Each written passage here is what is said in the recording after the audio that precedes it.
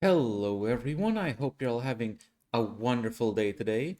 It's Sakiziel here, and today I'll be continuing my reaction to Star Wars vs. Warhammer 40k Episode 45, The Light Flares. Because I hope everyone enjoyed watching in the first part of the reaction. And I highly recommend you check out A Fan with Too Much Time channel. And the link to the original video is in the description box below. Should definitely give him some love. He deserves it. And without further ado, let us continue.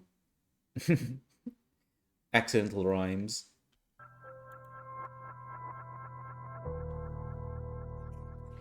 Everyone around him was shocked, confused, and quietly horrified.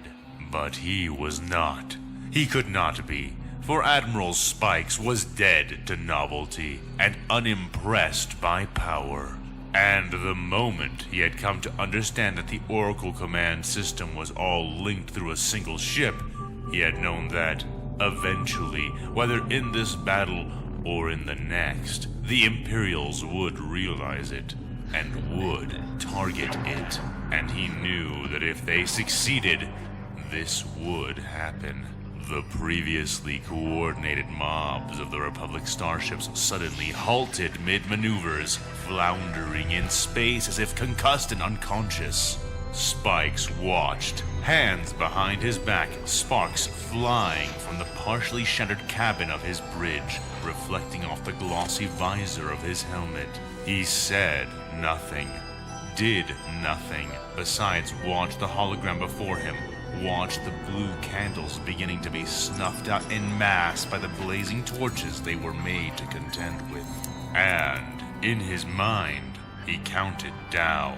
He had been preparing for this potential outcome, and one thing he had been forced to reckon with early in the process was the fact that if he acted too early, before the need was evident, then he would have no implicit authority with which to take command, even from the now mute Oracle. And so, teeth clenched, face hidden, Spikes waited, his hands balling into fists behind his back. His right arm came forward, a single digit lowering slowly over a communications key which was blinking blue, primed ahead of this moment for his use. He waited, and then took a breath, pressing the luminous key. Right away, his bridge was filled with the voices of countless panicking, frustrated, or dying authorities, all vying for some measure of control over the comms. The cacophony they created did nothing but jam everything up, but unlike them, he was prepared already. Spikes nodded to his comms officer, and the man nodded back, twisting a dial on the console before him and amplifying the volume of Spike's communicator, but not on Spike's end. This is Admiral Spikes of the Victory Fleet. Clear the comms and prepare to receive orders, He said, neither raising his voice or inflicting anger into his demand. But, thanks to the alterations his comms officer had just made, Spike's voice boomed through the network of admirals and captains, drowning out even their sudden cries of shock and surprise from the loudness of the communication. Yeah, we'll say it's come as a surprise to me, that there's a clone admiral. Well, not because I don't think a clone would be capable. It's just because I've never seen a clone admiral before.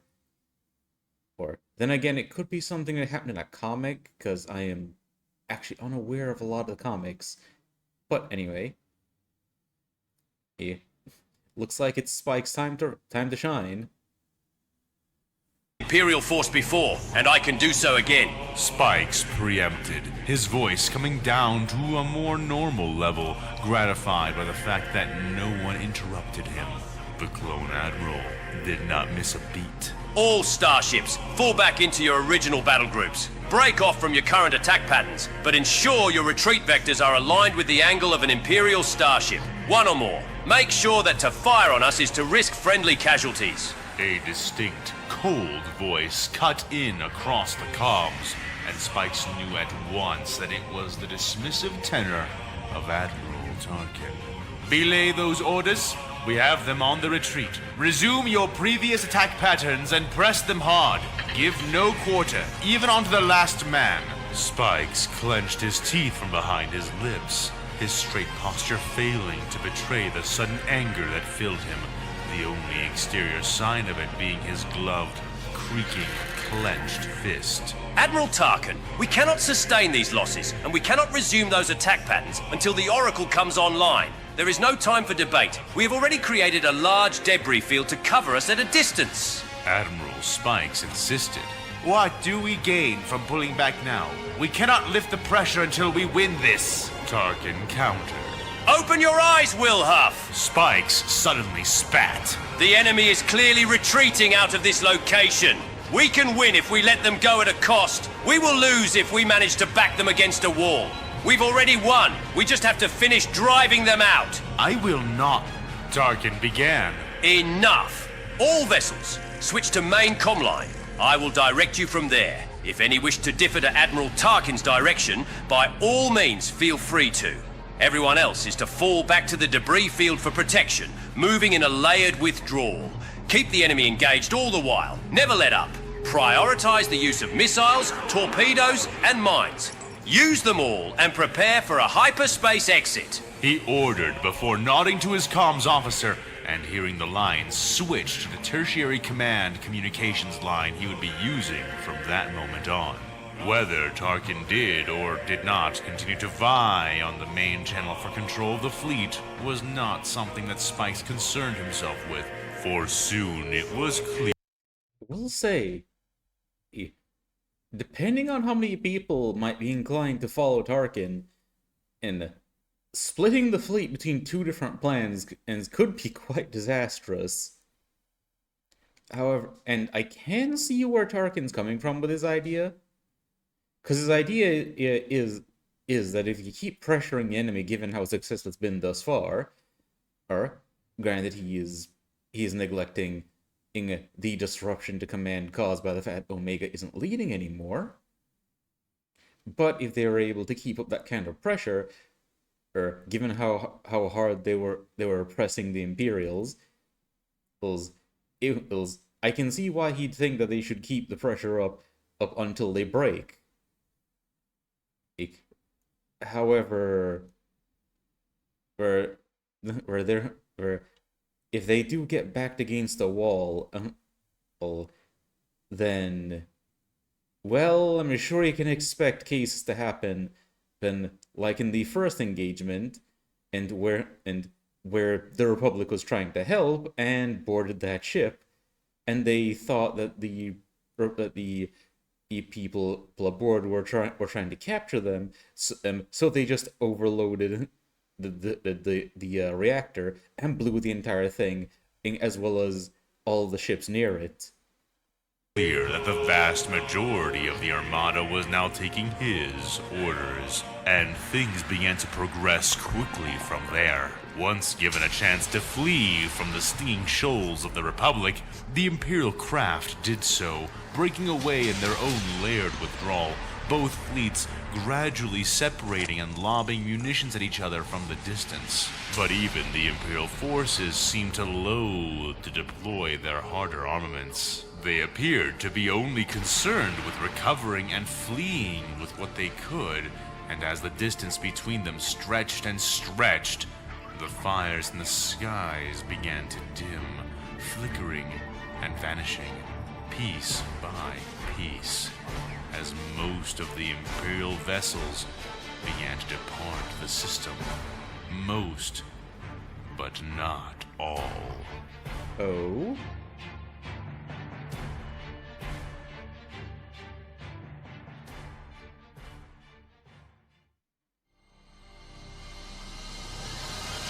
Lazarus and the others were ready, or at least mostly ready.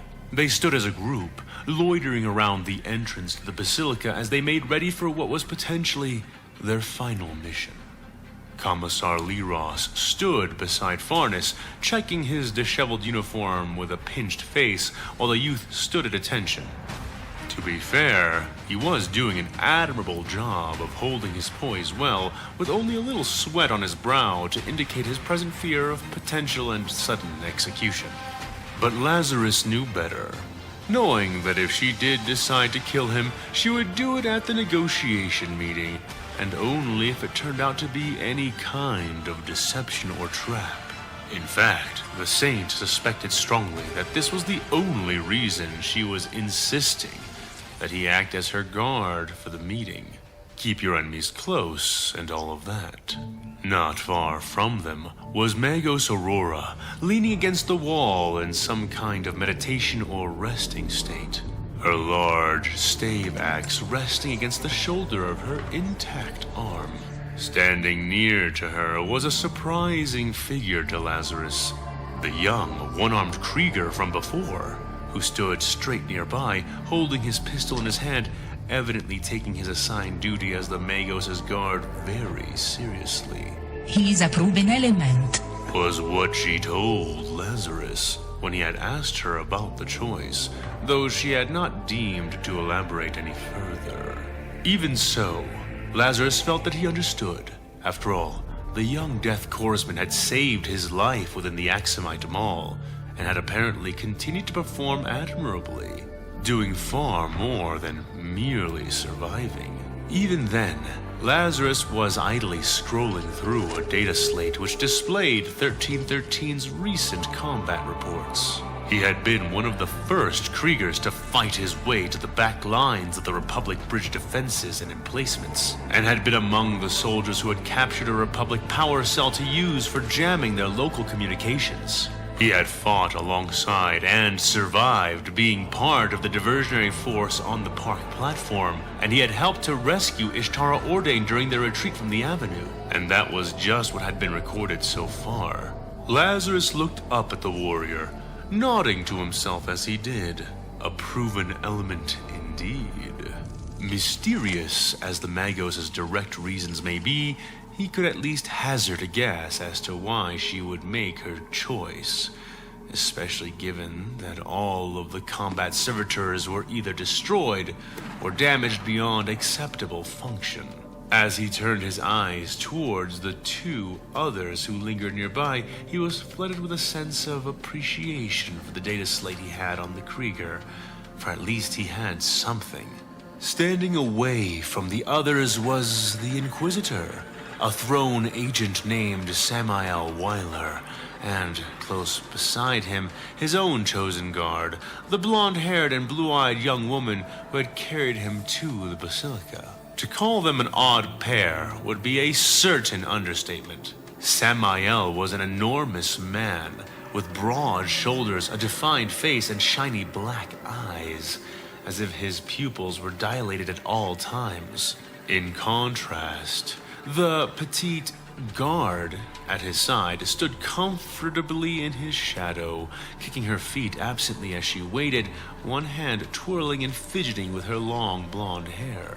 Her eyes were an achingly vibrant blue, a blue that was glowing, Lazarus would realize when she caught his eye as he stared. The bags under those blue eyes made her look beleaguered and tired, but her demeanor did not display it, waving at him almost childishly when their eyes had met. What appeared to be a sweet sucker stuffed under one of her cheeks. He was tall and broad, she was small and slender. His eyes were black pits, and hers were like pale quasars, glowing heavily in tired sockets. She was casual, playful, absent-minded, but the Inquisitor was stone-faced, one hand rubbing the stubble on his chin, his mind many miles away within the confines of his thoughts. The juxtaposition was not lost on Lazarus, though he struggled to understand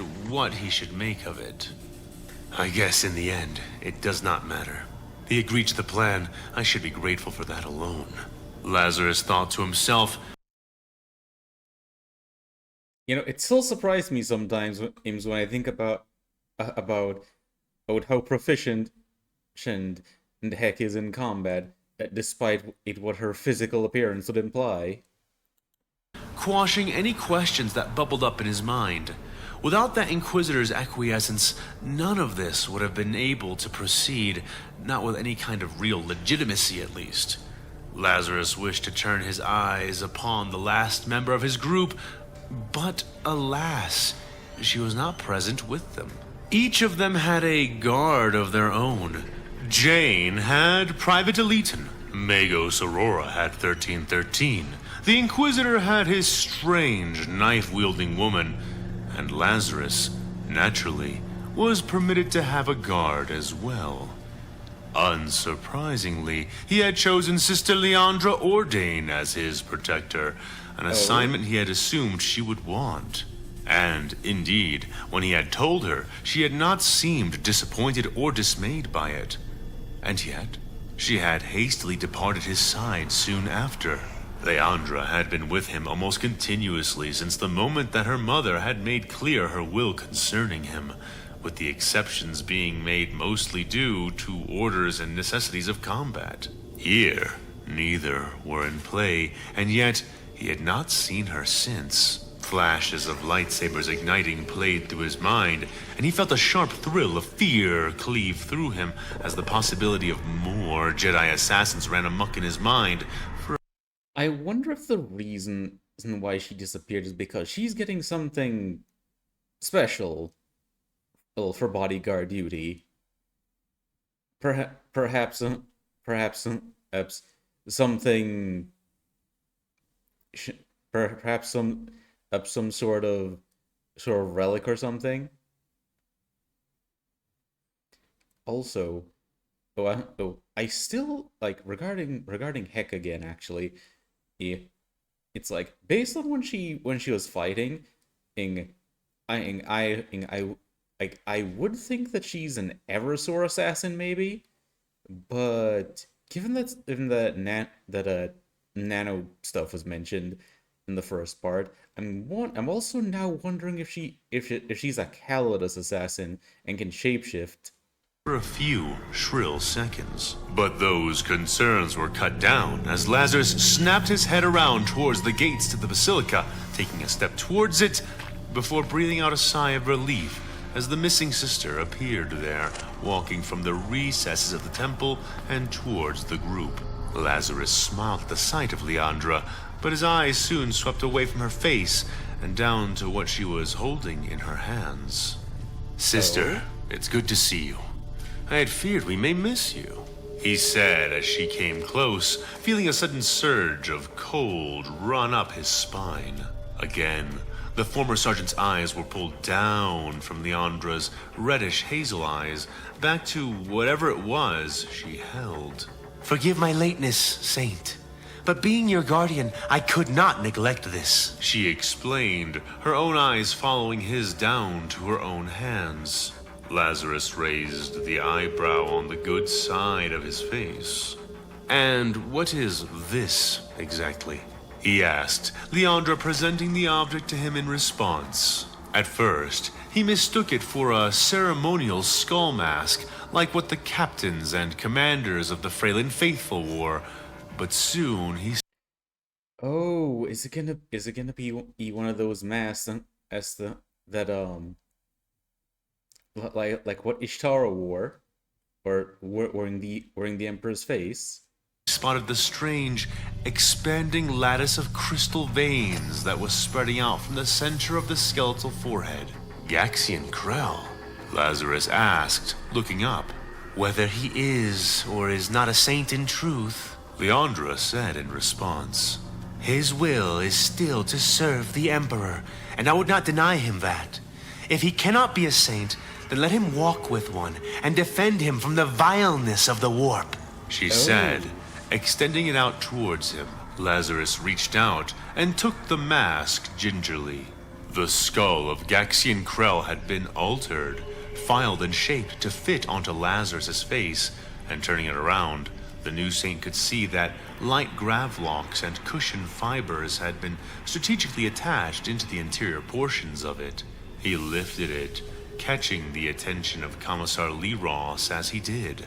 And if Gaxian is a saint? Lazarus asked, his eyes up and looking at the finely honed mask, the remains of yet another man who had been raised above his station in this fight. Then the Republic will not meet with one vaunted saint of the Emperor, but two, and our chances for success shall be double. The sister responded, prompting a light chuckle from Lazarus. Yes, I suppose that would be true. I would not be surprised if another miracle happens because of this. The dual-headed saint, the former soldier said, before lowering the mask, carefully placing it over his expression and activating the grav locks. Yeah. Okay, that image of him with the skull mask on the left that the AI generated, like, looking at it, it kind of looks like someone crossed as like Terminator or an NCR or trooper from Fallout, and an Imperial Guardsman, like just all in one. Hearing it to his face, it was perfectly molded. How did you manage to shape it so well? Spying on me more closely than I had realized, are you? Lazarus asked, tainting his tone with a little bit of conspiratorial suspicion, and Sister Leandra seemed to become flustered at that, a rosy tint painting her tan skin. No! We already had the Hospitaller examine you, so naturally they took measurements for your replacement augmentations and... She began to explain. Lazarus raised his hand to stall her, his face melting into a smile, his mouth and chin still easily visible. I accept this fine gift. Thank you, Leandra, he said with genuine appreciation, and her own expression laxed back into a slightly ruffled smile in return. It's been like, what, a day or two, I think? And he's settling in well now to be getting playful like that with one of the sisters. Or maybe it's something he's doing to calm his nerves, or it's because, you know, it could be the end of him that's coming up soon. Saint had expected the cold sensation to intensify as he placed the mask against his face, but contrary to his belief, it did not strengthen. In fact, though it did not exactly lessen, Lazarus did feel that the presence within the mask was somehow smoother now, less uncomfortable, though no less present. Leandra's smile became grimmer and more intense as she looked upon his new visage, and he could see that she was still under no illusions as to what they were about to attempt. Deciding that it was better to get on with it before she changed her mind, he gave her a nod and turned around, facing towards the Inquisitor. Let's get started then, Lazarus said, and the huge man nodded, pushing off from the wall where he was leaning and reaching into his black coat, withdrawing a fat, black hand cannon. He opened the weapon up and loaded a specific round into the chamber, sealing it with a snap. With one arm, he aimed the gun up, angling it high over the gates of the ruined wall, while with the other, he reached back and covered the eyes of his nearby companion. The hand cannon barked an exceptionally loud blast from its muzzle as he fired the flare, and together, the assembled group watched as it burgeoned and began to glow, slowly descending from the sky like a luminescent crimson teardrop, sliding down the face of the encroaching dusk. All but Hecate, of course, who sighed behind Samael's hand, tapping her foot impatiently as she slid the sugary sucker around behind her cheek.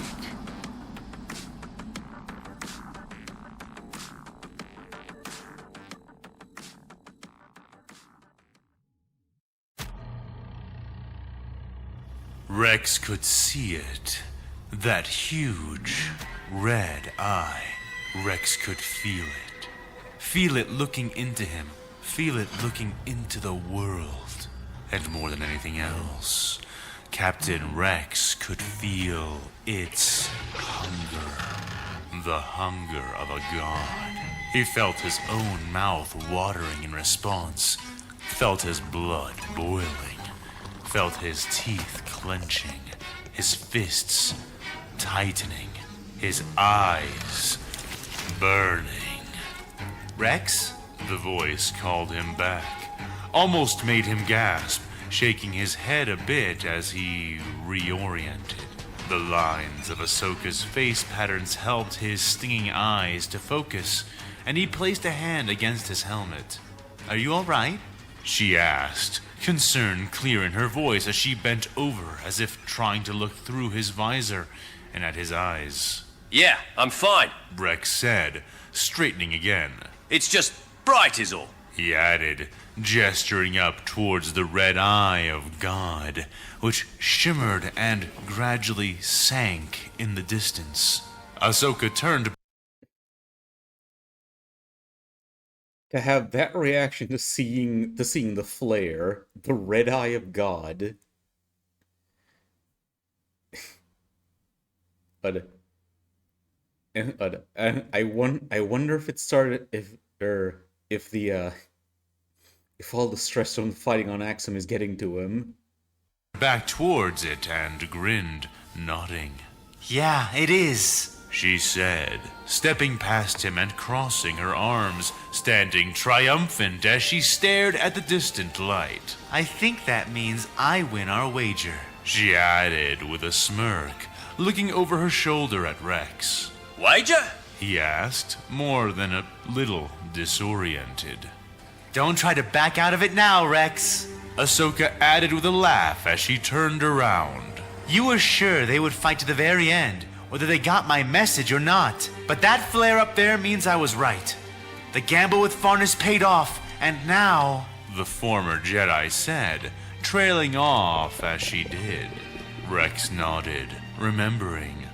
Ahsoka and he were outside of the makeshift Republic base on the edge of the roof. With the things that both Ahsoka and Anakin have accomplished throughout the Clone Wars, you'd think that people would know better than to bet against anything they try to do, because no matter how crazy, it just seems to work out for them. Keeping watch for this very thing, the Eye of God. No, not an eye, a flare. Just a flare. A sign from the Imperial remnants, indicating their desire to meet and treat. Why had he thought differently? Now the hard part starts. I don't know, maybe it has something... Actually, now I think about it, maybe it has something to do with that weird red storm brewing over the planet. Ahsoka said with a sudden sigh. Hard part? Asked Rex, turning to more fully face her. Ahsoka nodded. Yup. Now that I've convinced the warmongering zealots to attempt negotiation, all that's left to do is convince the Jedi Master in charge here to do the same. She explained to him. And that's the hard part. Rex asked, prompting a cringe from Ahsoka.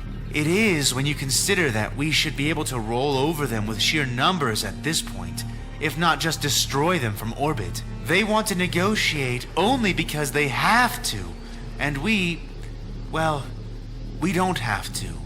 Not at this point, she said, Rex nodding his head. Well, destroy them from orbit, well, that could work, considering that all their forces were concentrated in the Basilica. But, in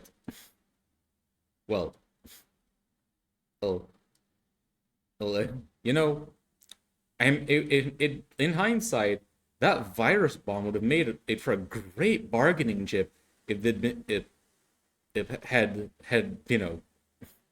Inquisitor or was it Chadwick or Chadwick, whichever. But yeah, not Inquisitor. It was Commissar. Yeah, had the Commissar not dropped the virus bomb in his scheme to turn the entire planet to martyrs, then that would have been a very handy bargaining chip to have, to just say that, well, potentially they could just go, oh, if we can't have the planet, no one can. And just knowing that in how, relatively speaking, plentiful planet-killing ordnance is among the Imperial forces, I'm imagining that would also give the fleet pause. Still, though, The clone added. it's not like we lose that advantage if we do choose to engage them with diplomacy. If they are unreasonable, then we can just go back to Plan A. He reasoned. Ahsoka only sighed again and shook her head. Normally, you'd be right. She admitted. But The former Jedi began to say, trailing off again. But The clone captain pressed. Ahsoka looked up at him, biting her lip, but firming her resolve as she answered. But the Jedi Master in charge here is Mace Windu. And after what he did to Obi-Wan... She started to say, only for Rex to raise his hand. right, the hard part. He said with a nod. I understand. Got a plan for how to get him on board. Rex asked, Ahsoka shrugging in response. appeal to his mercy and Jedi tolerance? She offered weakly. Yeah, you may want to come in with something more than that. The clone offered. Yeah, because the patience and Jedi tolerance is kind of running out after, like, with the way he was getting by the end of the fight with Samael and Hecate. Back. Ahsoka shook her head and began to walk back towards the door that led inside. Well, if you think of anything on the way there, be sure to let me know. She said as she did. Rex nodded, but did not make to follow. I'll catch up in a bit. Just gotta wipe down my visor. He said, Ahsoka nodding reactively and continuing on. Captain Rex groaned softly when she left his sight, placing a hand against his head, his skull. I will say that an epilepsy warning would have been handy for this episode, given that flashing, colorful graphic in the background there. Was pounding, and his eyes stung something fierce. He reached up and removed his helmet, breathing in the fresh air and wiping his eyes. And when the clone captain pulled his hand away, he was oddly unperturbed by the red stains which glistened from the end of his armored fingertips. God is coming. Whispered his vilest instincts. Instincts he had trained well in the war he had been born to fight. God is here. Oh, right, the blood rain. Things are getting... I had almost forgotten that things are getting coronate around here.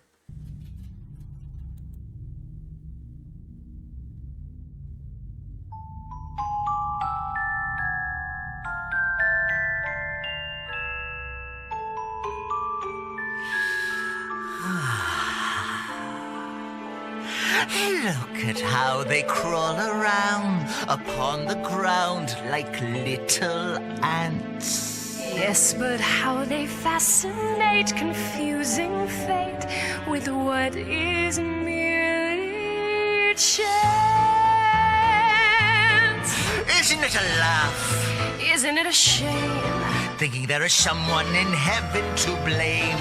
Yes, but even while blaming fate for the lives that they lead, they hope for the lives that they need. Living every day till the day they die, never getting answers. Yet still asking why, going through the motions as if there will be a reward. While we stay eternally bored, they're only human. They don't see who they are is who they'll always be. Only human after all. So they push and they shove With this thing they call love till they fall.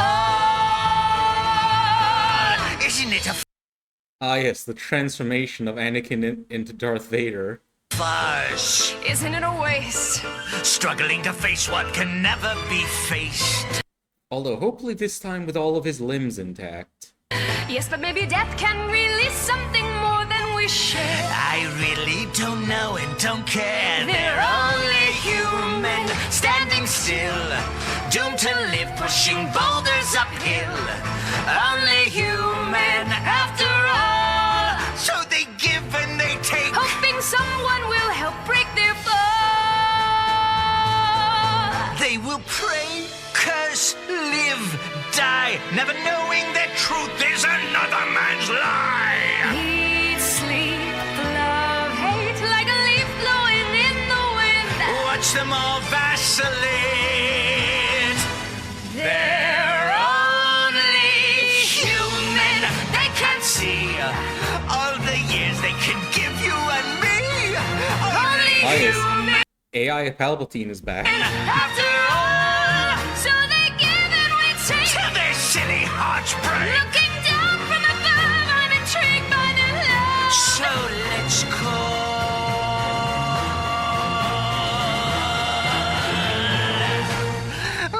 Let's call.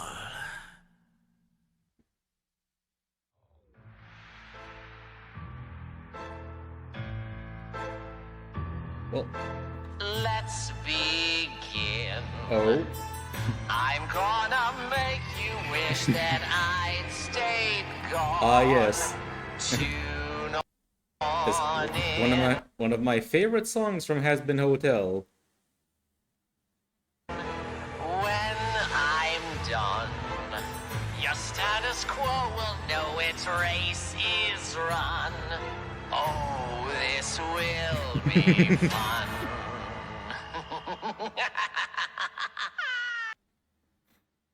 Yeah, that was fun to watch. Much as always, is my non-existent hat that is off to a fan with too much time. Him once again. I will say though, I was hoping to find out more about what happened with that Eversor or assassin that got let loose aboard the ship. But I wonder if maybe we'll get the answer to that in episode 46. And again, I want to recommend, and the people will check out A Fan with Too Much Time's channel, they're not doing so already.